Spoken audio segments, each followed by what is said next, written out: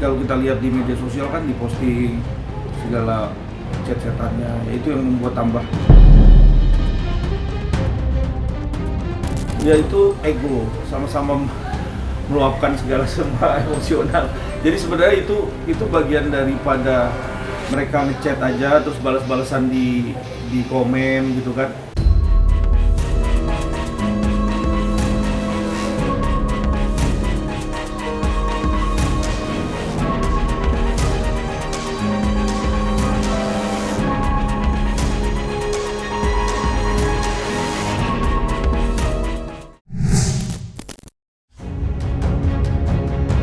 Di tengah memanasnya konflik rumah tangga Insanul Fahmi dan Wardatina Mawa, muncul perkembangan baru yang tak kalah mengejutkan. Kali ini, datang dari seorang saksi pihak Mawa berinisial Y, yang tiba-tiba buka suara soal pengalaman tidak menyenangkan yang ia alami. Lewat unggahan di media sosial, Y mengaku mendapat teror dari pihak tak dikenal. Ia dituding telah memberikan keterangan yang tidak benar sejak dirinya ditunjuk sebagai saksi dalam perkara tersebut. Merasa difitnah, Y pun tak tinggal diam. Ia mengungkapkan kekesalannya secara terbuka, sekaligus membantah semua tudingan yang dialamatkan kepadanya. Tak hanya itu, Y juga membagikan bukti berupa tangkapan layar percakapan yang diduga berisi pesan bernada ancaman. Banyak hal yang perlu saya luruskan. 1. Membawa embel-embel agama dalam persoalan, menurut saya tidak kooperatif. Setiap pernyataan seharusnya divalidasi berdasarkan bukti, bukan asumsi. Dalam hukum, ini dikenal sebagai prinsip pembuktian yang harus didasarkan pada fakta yang jelas dan dapat dipertanggungjawabkan. 2. Situasi sudah mengarah pada fitnah. Saya dituding tidak memberikan informasi yang valid, padahal bukti-bukti yang ada sudah disampaikan dengan jelas dan dapat diverifikasi. Tolong jangan selalu menyalahkan siapapun. Jangan menyalahkan si ini, itu. Ini murni pribadi dari saya sendiri. Saya melapor kasus perzinahan, apalagi saya tadi baru melihat lagi, saya ke-trigger lagi dengan semua yang kalian lakukan, tindakan yang kalian lakukan, perzinahan yang sangat menjijikkan yang saya lihat. Ya, jujur saya dari awal mungkin saya bisa bersabar ya, tapi sekarang makin kesini saya nggak suka terlalu banyak menyalahkan orang. Fokus aja sama laporan yang saya sampaikan, laporan yang saya buat terkait perzinahan dan perselingkuhan. Dari awal saya sudah menyampaikan kalau saya udah tekad, saya tidak akan mau kembali lagi. Jadi tolong hargain dan hormati keputusan saya, dan saya tidak akan tergoyahkan dengan rayuan-rayuan maut apapun, dan saya minta tolong hargain keputusan saya dan jangan menyalahkan pihak manapun. Pasti kita pengen ekspresi mengedepankan estetika disampaikan. jelas tadi mendengarkan.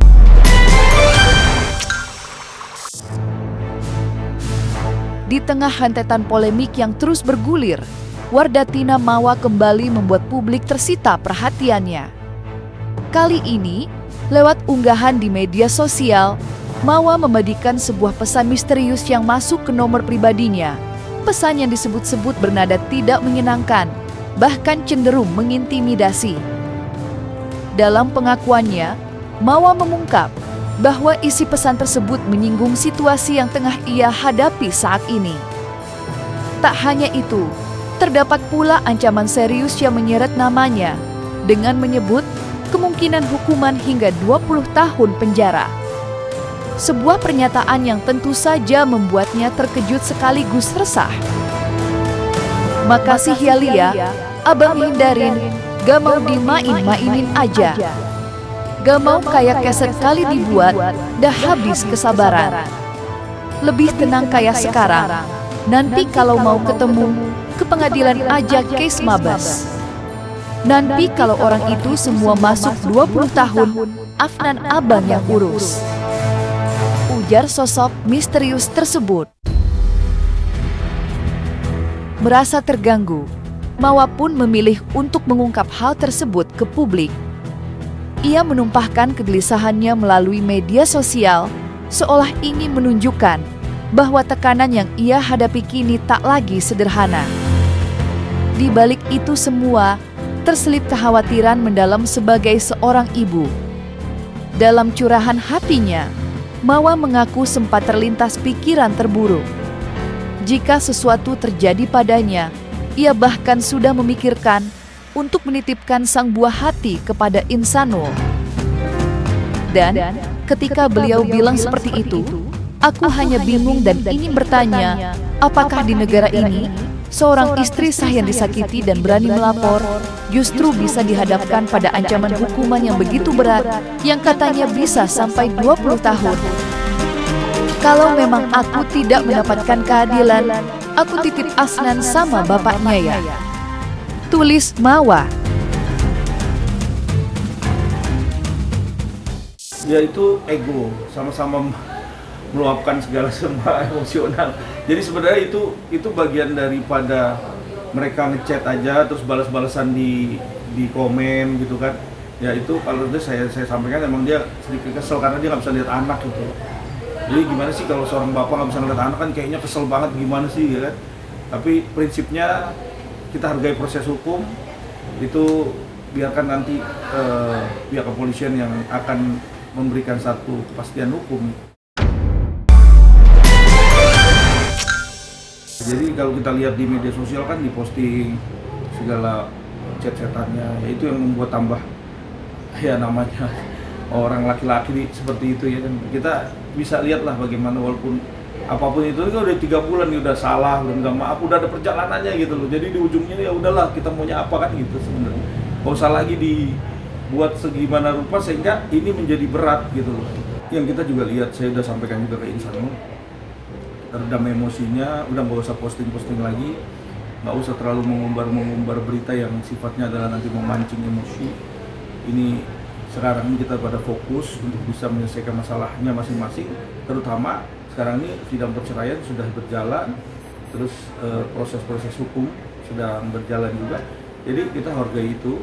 Pernyataan Mawa, mereka yang selingkuh aku yang dipenjara, ya mencerminkan semua fenomena psikologis dan sosial di mana korban perselingkuhan atau pelanggaran dalam rumah tangga sering kali merasa beban sosial dan hukum justru bertumpu pada dirinya secara sosial.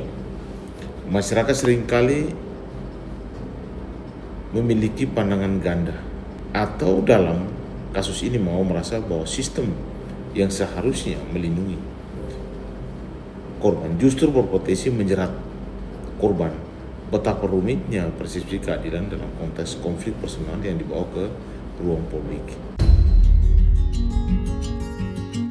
Di tengah ujian yang terus datang silih berganti, Wardatina Mawa tampak berusaha menata kembali hidupnya. Ia meyakini bahwa setiap luka yang dirasakan hari ini pada akhirnya akan tergantikan dengan kebahagiaan di waktu yang tepat. Perlahan, Mawa pun mencoba menikmati hari-harinya bersama sang anak. Hal itu terlihat dari berbagai aktivitas yang ia bagikan. Mawa tampak menantang dirinya dengan mencoba hal-hal ekstrim, seperti bermain jet ski hingga parasailing di pantai. Aksi tersebut seolah menjadi bentuk pelampiasan, sekaligus cara untuk membuktikan bahwa dirinya mampu bangkit. Namun, di balik momen-momen tersebut, terselip pesan yang cukup tajam.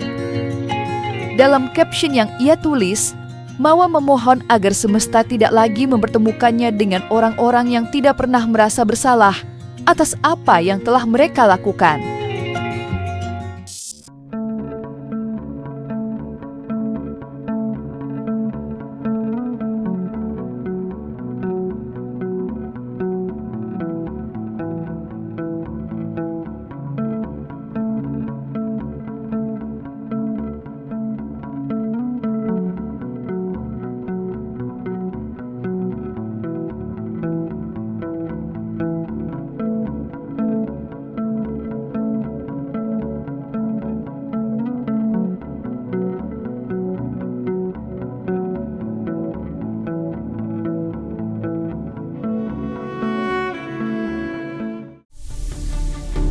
Walau sempat terlihat menjalani hari-hari yang lebih tenang bersama sang anak, Wardatina Mawa tampaknya belum bisa sepenuhnya lepas dari konflik yang membelit rumah tangganya.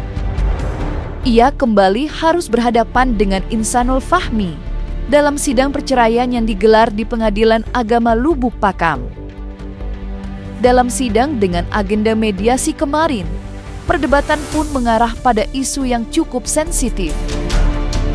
Pihak Insanul disebut lebih menyoroti soal akses dirinya untuk bisa bertemu dengan sang buah hati. Insanul diduga merasa bahwa kesempatan untuk berinteraksi dengan anaknya selama ini tidak berjalan dengan mudah, bahkan terkesan terbatas. Padahal, meski hak asuh telah mengarah kepada Mawa, hubungan antara ayah dan anak seharusnya tetap terjalin dengan baik. Belum ada sih, belum ada sama sekali. Cuman yang waktu itu terakhir mandi bola itu aja sih. Tidak ada sama sekali. Jadi poin-poinnya tadi mengenai hak asuh anak tadi.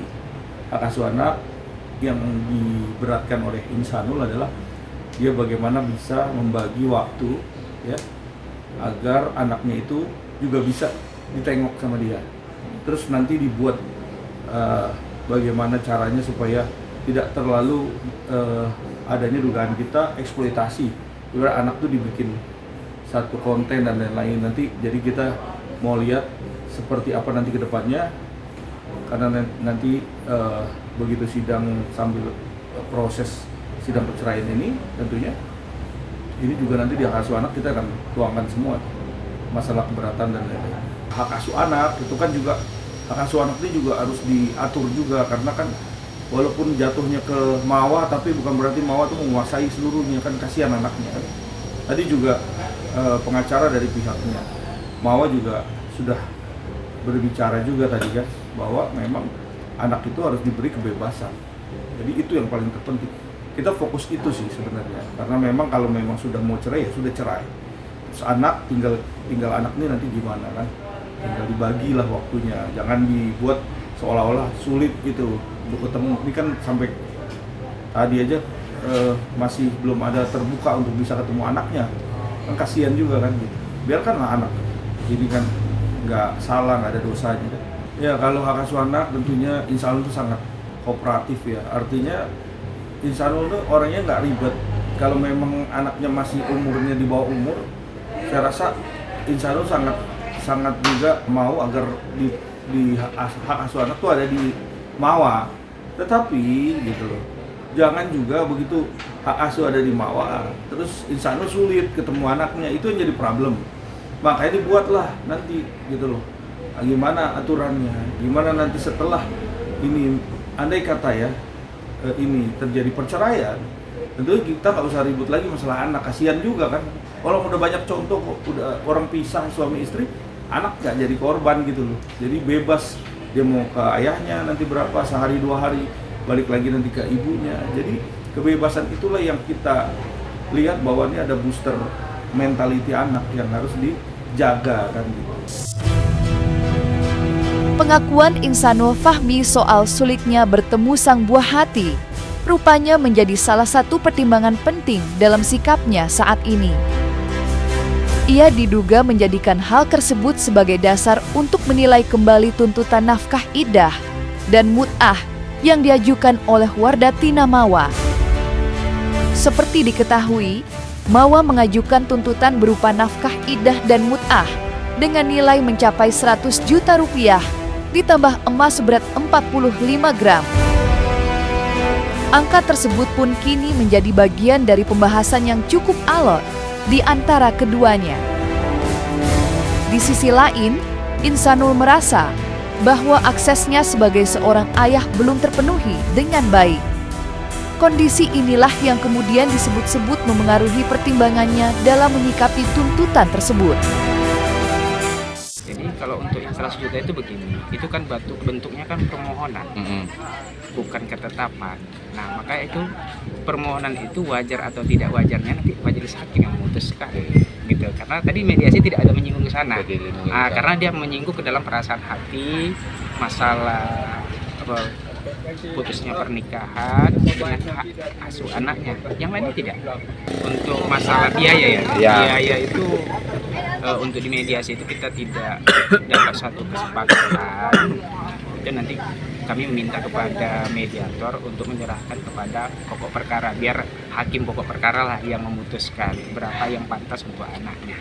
Nah, kalau mengenai tuntutan-tuntutan itu kan materi pokok perkara. Jadi karena ini perkara yang sidangnya saja tertutup, sebenarnya kita tidak boleh menyampaikan terkait itu. Jadi kita sendiri nggak pernah itu menyampaikan klarifikasi mengenai tuntutan 100 juta segala macam. Kalau yang pernah saya tahu itu dari pihak pengacaranya tergugat ya. Kalau kita nggak pernah sampaikan itu. Yang jelas seperti saya sudah sampaikan tadi, yang di mediasi itu yang berhasil hanya mengenai pokok perceraian itu dari pihak tergugat tidak keberatan. Kemudian pengasuhan anak itu diserahkan kepada penggugat, kepada istri, itu saja. Jadi nanti mungkin di fakta sidang nanti ya, di fakta sidang berjalan, kita akan lihat nih pembuktian dari mulai hasil dari laporan mediasi tadi dilaporkan ketua majelis. Setelah itu lanjut proses sidang, nanti baru pembuktian masing-masing bukti, saksi dan lain-lain apa aja yang menjadi pokok material daripada gugatan Wardatina Mawa. Kalau kesanggupan ataupun putusan daripada nilai ya, tentunya nanti di fakta sidang, karena tadi bicaranya cuma sebatas secara lisan, tetapi nilai-nilai angka itu tidak disebutkan secara konkret ya. Dan ada dia minta 30 juta, terus Insanul juga bisa, asal juga nanti ada komitmen ataupun ada tadi perbicaraannya di mediasi itu. Jadi intinya minta nilai segitu, terus Insan bilang gimana aku mau nyanggupin, sedangkan dia juga nggak bisa ketemu anaknya gitu. Jadi tadi ada komplainer gitu yang disampaikan ke ketua ke hakim mediator itu. Saya pun tadinya nggak tahu. Saya ngomong begitu karena ada postingan dari Mawa sendiri kan, dari itunya kan. Saya juga dikasih tahu juga dari media kemarin. Saya juga nggak pernah lihat medsos. Saya begitu lihat kok diposting. Sebenarnya kan ini material gugatan nggak boleh diposting sebenarnya kan. Nggak boleh tuh nilai 100 juta, 45 gram. Saya tuh nggak tahu. Saya nggak pernah tahu itu.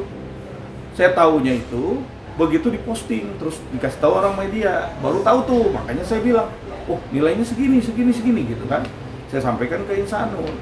Nah itu makanya kenapa ke blow up nilai segitu. Ya karena ada yang bocorin.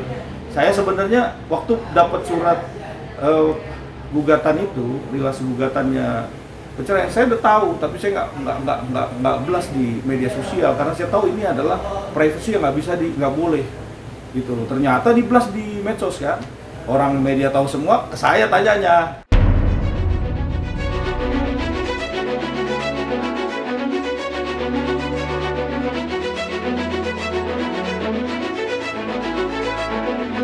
Nah, selesai sudah Cumi Lovers.